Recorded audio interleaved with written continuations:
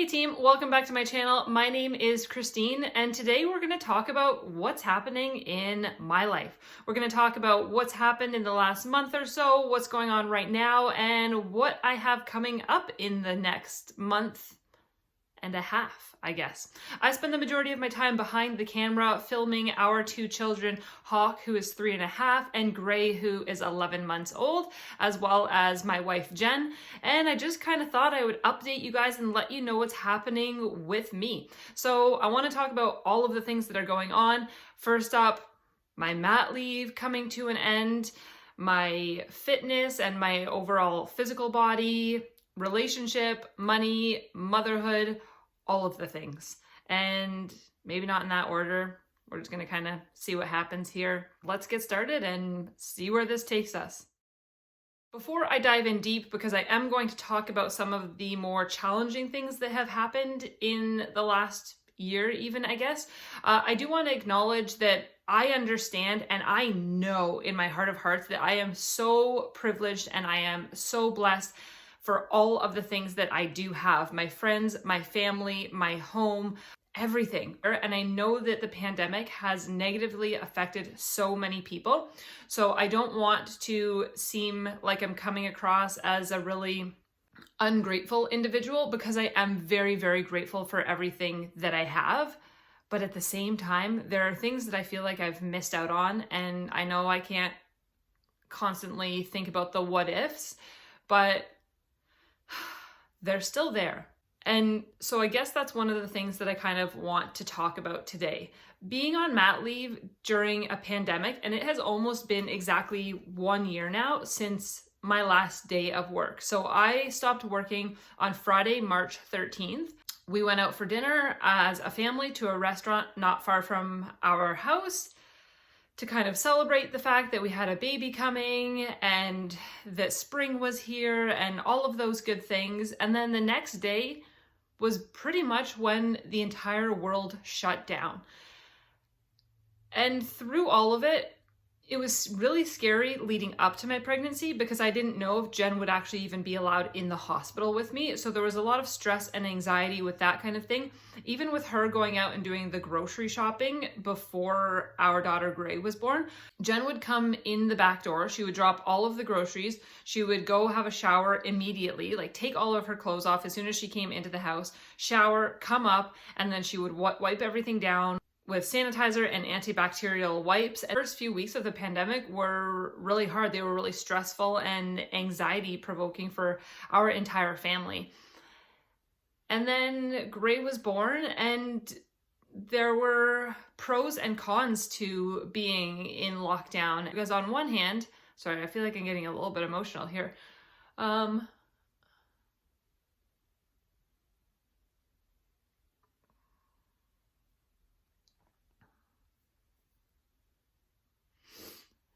On one hand, it was great to be able to have the time as a family and to really bond as a family. But on the other hand, so many people missed out on those initial newborn days. So many people did not get to share in that with us. They didn't get to hold her. My sister didn't get to hold her.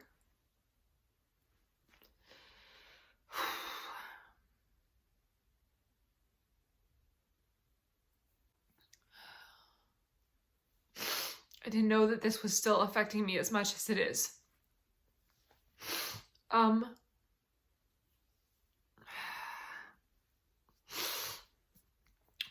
Okay. Yeah, my sister didn't get to hold her until she was like 3 months old. And that's a long time. And especially because my sister was actually supposed to be the one who was in the hospital with me. Our initial plan was that Jen would go home so that Hawk still had that consistency of Jen being home to put him down at night, and that my sister would stay overnight with me in the hospital. But because of her profession, she was at risk of being exposed to the virus. So we made a last minute decision that my sister would not be with me in the hospital, that I would spend the night in the hospital by myself and Jen would still go home. But anyway, Okay. Yeah, pros and cons, right? So we had lots of time to bond as a family. Great. It's just been a really weird year. There have been times where I've been really focused on certain things, like getting my body back in shape, and then I would just completely lose motivation because I was like, who am I doing this for? Why am I doing this? I'm not seeing anyone. Like, it's just literally us at home as a family all the time. And the summer was nice because we did have a little bit of a break from that, but overall it's just been us, and it's been nice to have that. But at the same time, I have also really missed out on hanging out with friends and seeing people and being able to go to the mall and wander around, or go to a restaurant and sit down and have a beer. Like, there's just so much that we missed out on. Okay. I felt fairly optimistic, I would say, up until probably December. And in December, that was when I found things to become a little bit more challenging, because I was still so hopeful that things would open back up and we would still be able to maximize my maternity leave and go on a family vacation in the winter, like get away somewhere warm, or even like just do a little mini family vacation, go snowboarding or skiing or something like that, just do some winter type activities. But then we got put into another lockdown, and then another lockdown after that. And so I came to this point where I was just like, okay, well, clearly, like, this is it. Like, it is done. It is over. And so there was this grieving period that I went through. I was grieving the fact that I had lost basically my entire year. So I was grieving the fact that I had pretty much lost all of these plans that I had for this year. And it is what it is. There's nothing I can do about it. And like I said, I am very grateful for everything that I have had. So then I was thinking, okay, fine, year is over. Let's prep for going back to work. And then there was so much with that as well.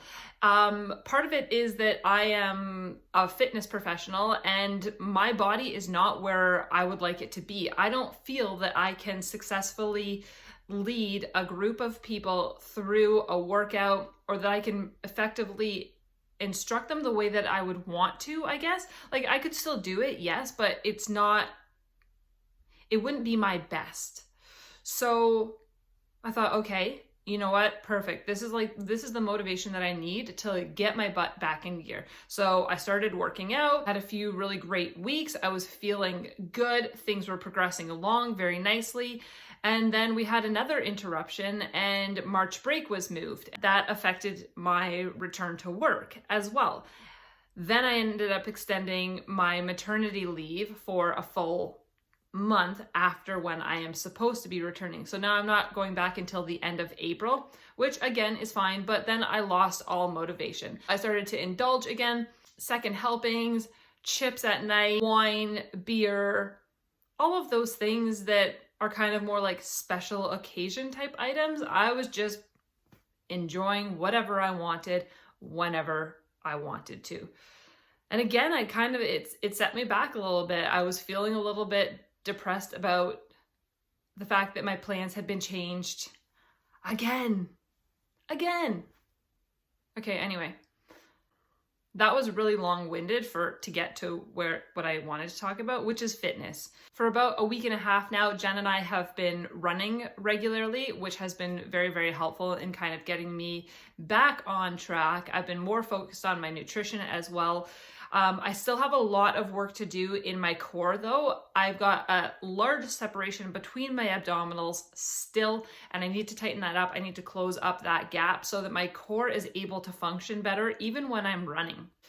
But I do think that with my fitness being back on track, that I'm going to, one, be in much better shape for returning to work, even though there's still uncertainty with that. I have no idea what it's going to look like. It's a completely different profession that I will be returning to than when I left last March, but we'll just figure that out when we get there. So fitness, uncertainty with work, and that leads us into money. Because I have extended my maternity leave, I'm actually going to have 1 full month without any income at all. And it's fine, we'll figure it out. But that prompted another interesting conversation with us this morning about our mortgage and getting our mortgage paid down. I should probably save that for another video. I will save that for another video because this is already getting to be a lot longer than I had anticipated. Apparently I have a lot to say. Okay, anyways, moving on. Let's move on to some relationship talk now. Those runs that we are doing in the morning, we are doing them in place of our morning walk. So every single morning we go for a walk as a family. It does not matter how cold it is. We bundle up, we put the kids in the carriage, we put the wind protector over them, and off we go. Now, these walks for us are absolutely essential because they start our day off on the right foot. They give us an opportunity to talk about all of the things that are happening in our lives at that point.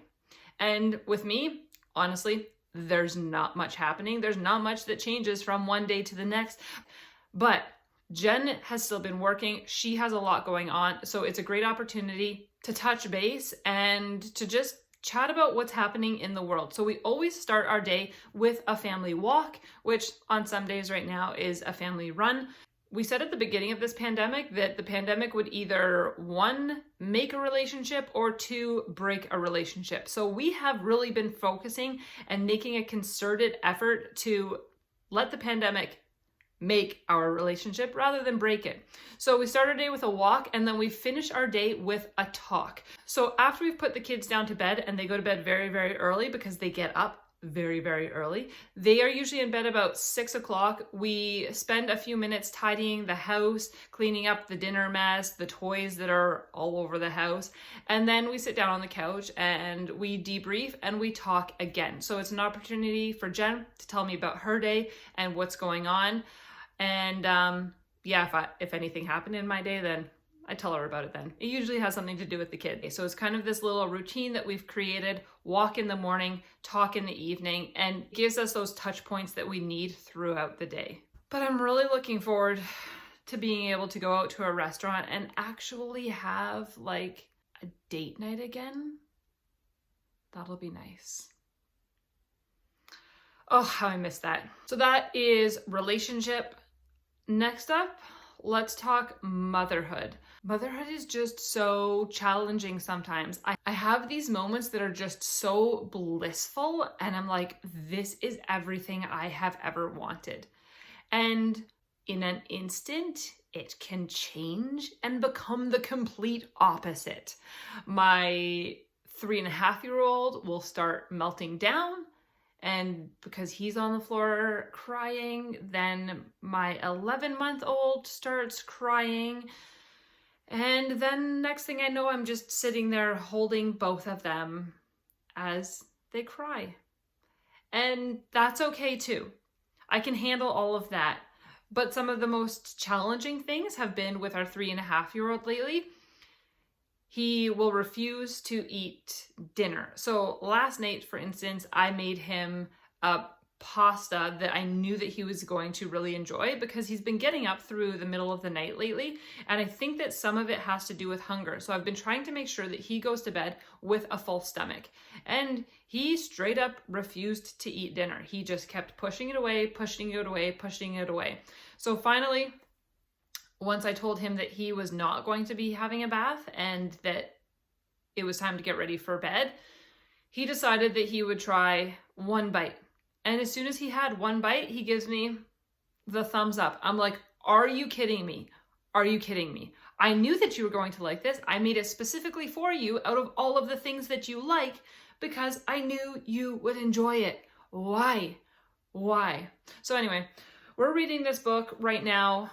Well, actually, it's been ongoing. Like, we just keep reading it and keep going back to the book because there are so many valuable points in it. So we've been really trying to implement all of the things that this book has had in it. Picture right here, I believe it's called How to Talk So Little Kids Will Listen, and it's specifically for kids who are aged 2 to 7. But anyway, he is working hard to find the limits, and I know that that's all part of growing up, but it has been a huge learning experience for me as a mother, and I know that there's a lot more of that to come, and I love it, but man, is it hard sometimes. All right, I just wanted to be real with you guys a little bit and let you know, because sometimes I feel like the YouTube videos that I watch, the moms just seem so perfect, and I'm like, how How do they do that? But maybe they have these moments too and they just don't acknowledge it. So here I am acknowledging it. Life with kids is hard sometimes. It really is. All right, the other big thing that I have going on right now, I want to make sure that our home is as orderly as it possibly can be, so that when I come home at the end of the day, I'm able to focus on the kids and I'm not so much focused on cleaning the house, tidying, organizing, etc. So I've been systematically going through the entire house, trying to declutter and clear things out. And ultimately, I'm not going to say that we're a minimalist family or that we will ever become a minimalist family, but I would like for us to head in that direction, to have a smaller inventory so that there is less for me to maintain on a daily basis. So I would say that it is a journey towards minimalism, but will we ever become that family that only has 4 t-shirts, 1 pair of pants, and 2 toys per child? No, probably not. I understand that things are going to be constantly coming in. Things therefore also need to constantly be going out. But overall, I just want to streamline things as much as we can. I will link that playlist down below if you're interested in checking it out and seeing how I have decluttered the spaces thus far. And the last thing is, I really want to make sure that in addition to taking care of myself in terms of my fitness, I want to make sure that I'm giving myself the time to just do the things that I used to do without even thinking twice about it.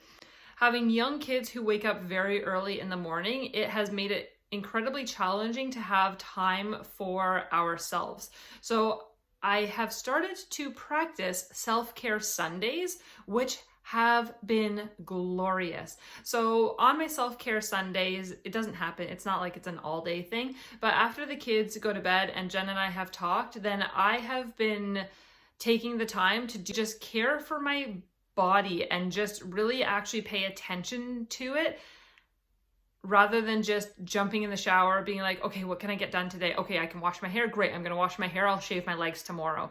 I'm giving myself, I guess, in a way, a kind of like spa evening. And it's been really nice. So I just take the time to actually care for my body the best that I possibly can. And while I'm doing it, I try to just be as mindful as I can. And it's been a very relaxing way to wrap up one week and start the next week. So I've been really enjoying that lately. And I think that my skin has appreciated it because I'm having like these breakouts right now. I don't know if it's a hormonal shift because Gray is now eating a lot more solids, so she's not having as much milk, which I think is causing my hormones to change. But you know what's really not fair is having acne at the same time as you have gray hairs. I have so many more gray hairs now than I used to. And yeah, gray hairs, I've got wrinkles and acne. And I really did not think that at the age of, I think I'm 37. Am I 37? Yeah, 37. Who knew that at the age of 37, I would still have acne? I thought when I started getting acne as a 12-year-old, I was like, okay, fine, you know what? This will last a few years and then it'll be done, right? No, turns out not the case. Anyway, where was I going with that? Self-care Sundays. Yeah, they've been great. So that's my life right now. That's where we're at. As of right now, I am focused on taking care of myself, getting my body in shape in preparation for work, but also just because I need to do it for me and it's time for me. So even though I'm not going out and seeing other people regularly still, it's just time to take care of me. All right, that's a wrap. If you stuck around this long, thanks for watching. If there's anything that you do specifically to take care of yourself, let me know in the comments down below. I love hearing suggestions, tips, etc. Or if you want to just give me a wave and say what's up, that's cool too. All right, thanks for watching, guys. We'll see you in the next one. Bye.